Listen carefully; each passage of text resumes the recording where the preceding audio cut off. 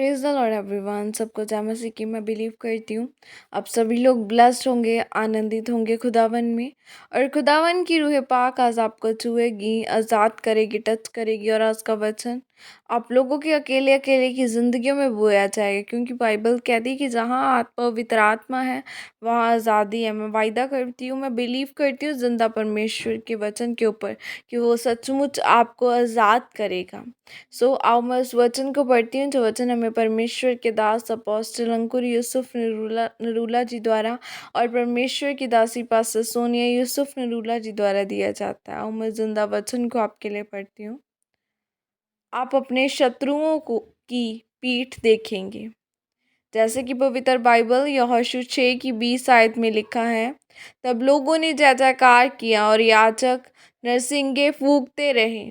और जब लोगों ने नरसिंगे का शब्द सुना तो फिर बड़ी ही द्रवनी से उन्होंने जय जयकार किया।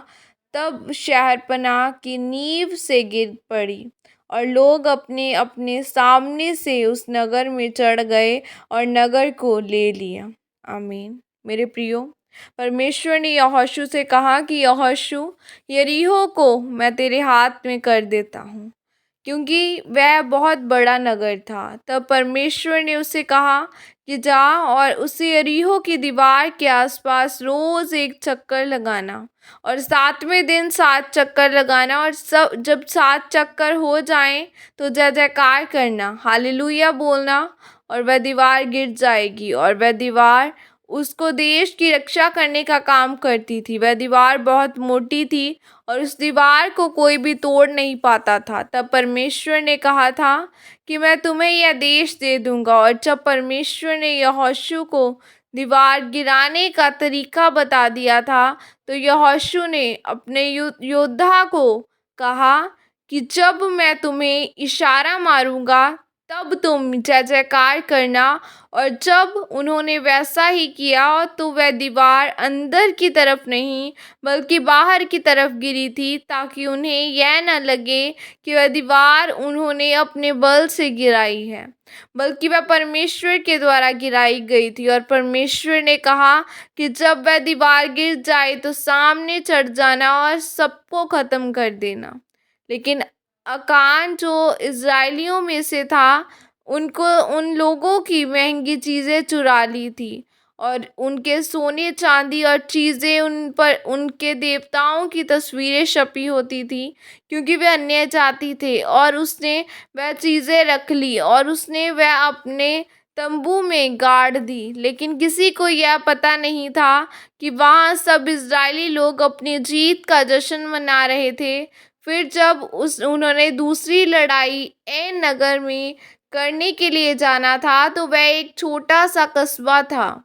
जब यहोशू ने वहां जाने को कहा तो उसके लोगों ने कहा कि उस सब लोगों को जाने की ज़रूरत नहीं है, सिर्फ 2 या 3 हज़ार पुरुष जाओ। और जैसे ही वह 2 या 3 हज़ार गए, एक एक के लोगों ने 36 लोगों को मार कर भगा दिया।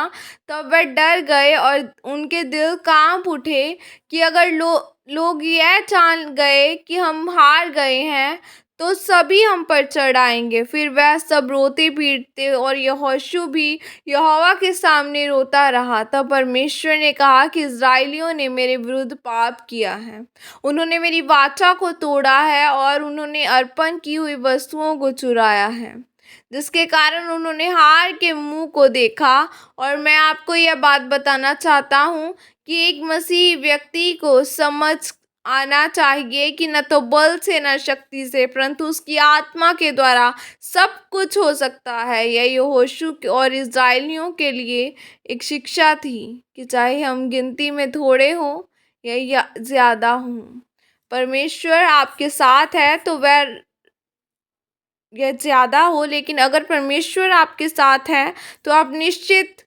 रूप से हारेंगे नहीं। और अगर परमेश्वर आपके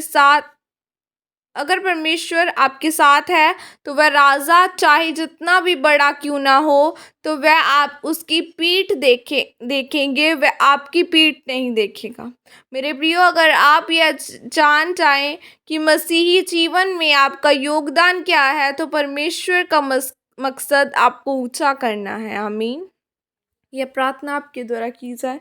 सर्वशक्तिमान परमेश्वर, मैं प्रार्थना करती हूँ परमेश्वर, मैं आपकी आत्मा के द्वारा चलूँगी और शैतान की योजनाओं को रद्द करूँगी, और जिस तरह की यरीहो की दीवार गिरी उसी तरह शैतान के गड्ढों को गिरा दूँगी।